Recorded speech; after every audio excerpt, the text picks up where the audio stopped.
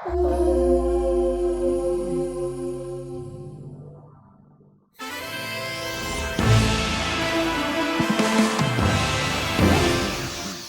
everybody, welcome to Southpaws Sports, the show for leftists who love sports. As always, I am your host, Adam, and I am joined by my co-hosts. I'm Maurice. And I'm Nathan. Go Illini and bottoms up, folks. I have my Illini jacket on as well. It brought us luck at the Garden. It did not bring us so much luck in Maryland, but we don't need luck because we're heading straight in to the power play.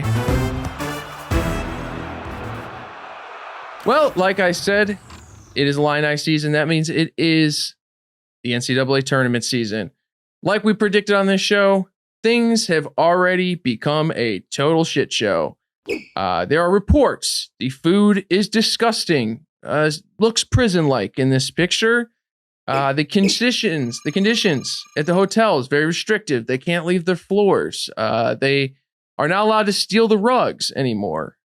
And apparently the weight rooms are inequitable. The men's side gets pretty well taken care of. The women's side with like a target weight set. Don't know what's up with that. Players have already become speaking out on the eggs, on the crappy food, on the crappy things being offered instead of money. So much, in fact, that Geo Baker, the Rutgers player, has started a hashtag to tell the NCAA that they don't own the players. This comes, of course, against the backdrop of the NCAA running a season in which they said had to happen because they're so poor. I just want to point out that Archie Miller just got bought out for $10 million at Indiana. Mm-hmm. But this was all an excuse just to not deal with the likeness compensation laws that are coming into effect in various states. The NCAA was trying to decide on how to deal with some states have it, some states don't. And they just decide, well, we're too busy. We don't have enough money to decide this. And then also on top of that, of course, only approximately 80%, a little over 80% of the games were completed this year. And in the tournament, they are, of course, patting themselves on the back for only almost killing one kid, Cavante Johnson, obviously, at Florida. So, guys, what are we expecting from this? How are we feeling? Well, yeah, I was going to bring up, like you said, that somebody shelled out $10 million to fire Archie Miller. And if they could do that, they could shell out another $10 million to get hot food to the kids. And a head coach actually was reported as saying that conditions are so bad that some of the kids may want to lose so they can go home. And I'm telling you that any player in the NCAA tournament, I want Illinois to win, but any player, if you intentionally lose a game and then you say that you lost because you wanted to go home, we will give you this show. We will just let you do the show. That's the coolest thing ever. Do that and you can have just whatever the fuck you want to talk about for 30 minutes. It's yours. When it's for a good cause, as we learned when we talked about the 1919 Chicago Black Sox, when sports teams or individuals fix the game or what have you for a good cause, I'm all for it. I'm all about it. That's and right. Along with that too, it is also nice to kind of see these kids use a little bit of power, voice that they have, a little bit of mobilizing going on. I'm excited to see where this goes. Yeah, it does feel that, of course, as soon as I say this, it'll probably bite me in the ass, but that there's it does feel like a little bit of labor movement brewing. We'll see how it goes. Yeah. Hopefully, Knock on wood. Strike would be cooler than the tournament. It always is. That's true. All right. Well, in more people being forced into dangerous, unsafe, and unsavory work situations, the Texas Rangers are opening their stadium to full capacity on opening day with the rest of Texas and their insane reopening. Our good friend, Bradford William Davis, he interviewed a couple stadium workers about their fears, what they were made to expect during the last time that Globe Life Park opened, and through management, letting them know, about these plans. Speaking to them, their most worried about situations of even enforcing any sort of safety precautions. They have voiced concern with having to make a decision on at what point to escalate someone who won't put their mask on, who is behaving unsafely, as experienced already at the World Series and the League Championship Series that were held there, where people apparently used half-empty bottles of water to walk around taunting employees that they don't have to wear a mask because we're drinking, I'm drinking, behaving very antagonistically about it, apparently. They also were not really made to know that this was going to happen. As far as they knew, they were following the literal entire rest of MLB and not opening to full capacity. They weren't even informed by the ownership. They found out about it from the Athletic article that we all read. Worth mentioning also, Bradford, he didn't have it in the original article. He wanted to add this, though. These people, of course, have no health insurance. So really just laying bare here. So guys, what do we expect from this? How do we expect this treatment? This is just par for the course for MLB, I would have to say. I remember when I first started going to ball games, and the thing that was sort of jarring for me as a 10-year-old, 11-year-old was seeing all of these like predominantly white fans at the park, but all the workers were black. And when I think about this story, it's no wonder that COVID is disproportionately affecting Black folks and Black communities. And this I think this story is especially harrowing because what are they doing for the rest of April? Like they're putting in COVID protections after opening day, but not for opening day. That to me is just such a big fuck you. And clearly it's about money. Like that again. They're showing you the quiet part out loud. That's such a good point. And the idea that for example, the people who are making these decisions about opening up, they have no conception that what you're essentially doing is adding the job description of a bouncer to service industry people for no extra pay, no health insurance. And it's you're by doing this, you're opening these people up to having fights, every minute of their job. It's incredible. And I have a theory of how to fix it because I'm going to take overtime. Okay. I was going to say you were at that point right there. So, well, I'm taking overtime. Well, let's hit the button. Gotta hit that button first. Here's how we stop this. We give every usher a 100% real, authentic Louisville Slugger baseball bat. The first time someone's not wearing a mask, they are warned. The second time they're not wearing a mask, they are hit with a baseball bat. The third time that they are warned, everyone else in their row will be given a baseball bat. And we'll see how quickly they start wearing their mask. That is the Nathan policy. Hell yeah. For mask wearing. That's a lot better than cops. Much better than cops. Mm-hmm. Thank you. All right. Well, speaking of Rangers, we have Ian Kinsler. John Morosi wrote on MLB.com that the former Rangers second baseman, Ian Kinsler, like many young, impressionable Jewish Americans, has taken a trip to Israel and now has a passport there. He is using that passport to join the national team of apartheid, aka Israel. He's joining for the Olympics. Israel, they, of course, you may remember their magical 2017 run in the World Baseball Classic with a bunch of American diaspora Jews who had never been to Israel, and they really just got farmed out passports to kind of serve as a propaganda arm for the country. So, guys, what do we think of this? I know Israel's kind of trying to say that they're not going to do the same thing as 2017. There's been a lot of athletes that have done this outside of baseball. What do we think? Okay, so I preface this with saying Israel, as it currently is constituted, is an apartheid state. It's very bad. So much shit just going down that's wrong there.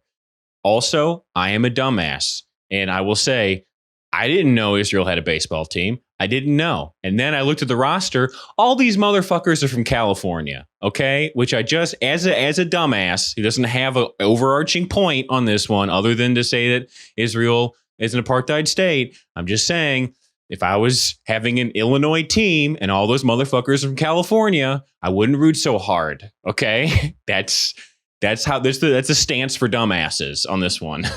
That's a good point. The thing is, baseball, this is very in line for baseball. It's very in line for America. I mean, America acts as, like, America itself is a propaganda arm, not just for America, but also for Israel. And you could probably throw a few other countries in there. And baseball itself has been used as propaganda factory for over a century now. Like, that's part of the reason why it was America's pastime, whatever the fuck, because it indoctrinates people into, the Americanness. And I think that's similar to here. MacArthur in post-World War II Japan said baseball will civilize the Japanese. Smart enough to remember that one, but I'm a dumbass. Nathan, your time is up. I'm going to be taking my time, though. So that's fair. That's fair. So please give me my 30 seconds. It's all I get as the host to offer my editorial opinion. No one knows my thoughts and feelings on this show. Okay, you're on the clock, so we want to hear them. Get this over with. Okay. Well, I control the clock, so I'm going to hit it now. Yeah, I mean that is the thing. Is that 2017 team, like Nathan mentioned, completely constituted almost exclusively with Americans, run by Americans.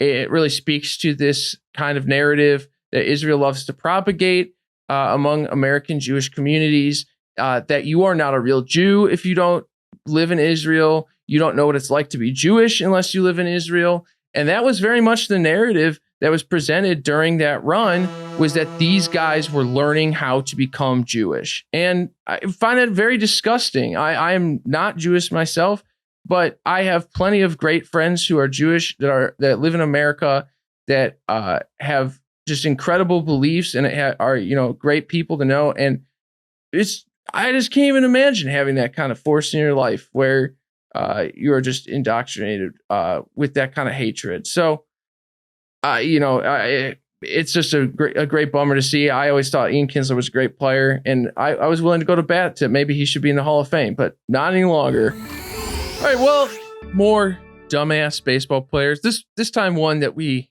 have known for a little while. It's, of course, Aubrey Huff. Aubrey Huff, the thong-wearing divorced dad of baseball. He, again, has some theories. He's got theories, guys. He mentioned after the recent passing of boxing legend Marvin Hagler that this is now 2 legends dead because of the COVID vaccine. Marvin Hagler's wife, very quick to say this had nothing to do with the vaccine. He's just old, a very old man. He now he's expounded on this theory. He claims that the vaccine is not approved for human use, which it is. He believes that the vaccine is the biblical prophecy of the mark of the beast. You will forever remain changed if you do. The change is, of course, that you will not get the coronavirus, hopefully.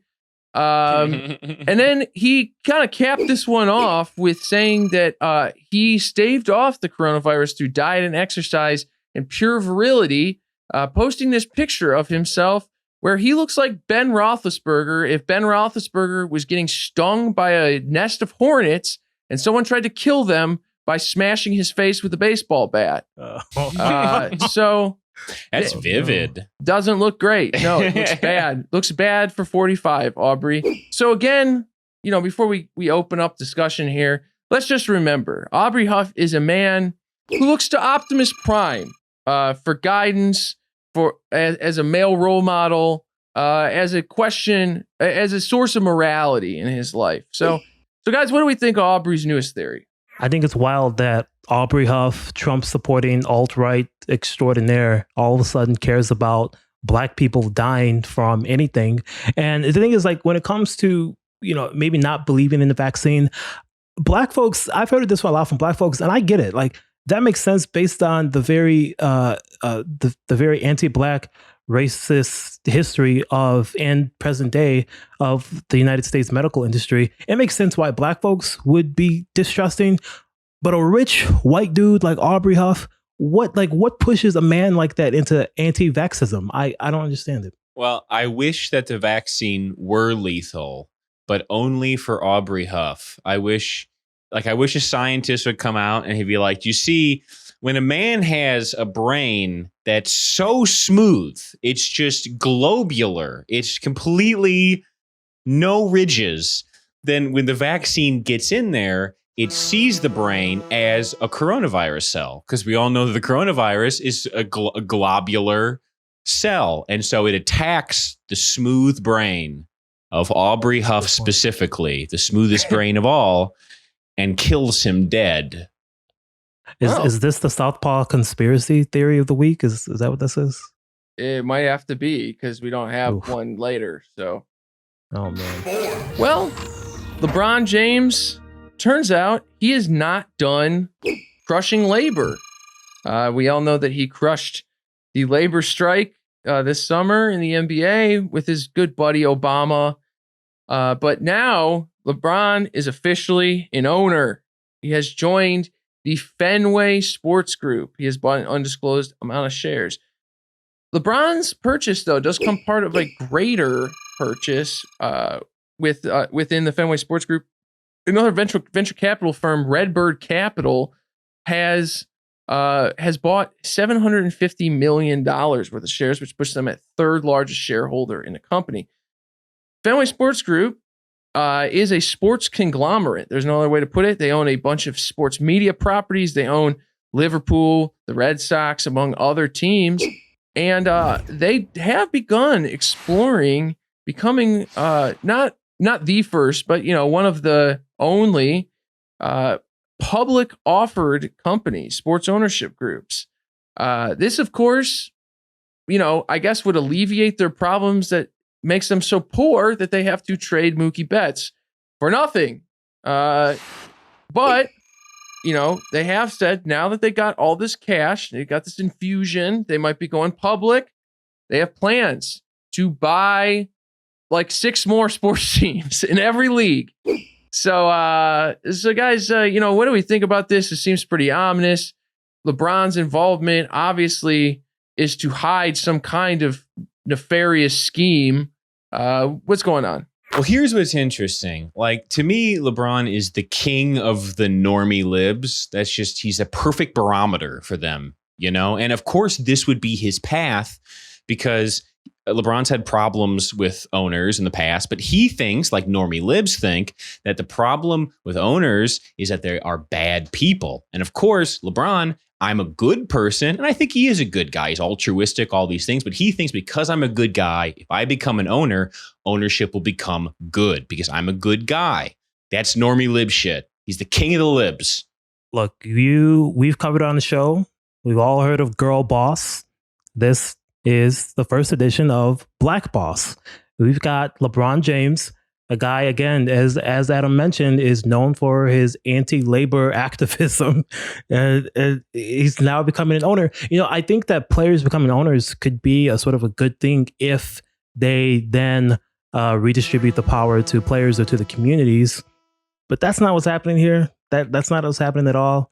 And it's Black Boss. Well, close us off. We got predictions. We got mysticism. Power from the supernatural. Involves A-Rod, Alex Rodriguez, and J-Lo. They're breaking up.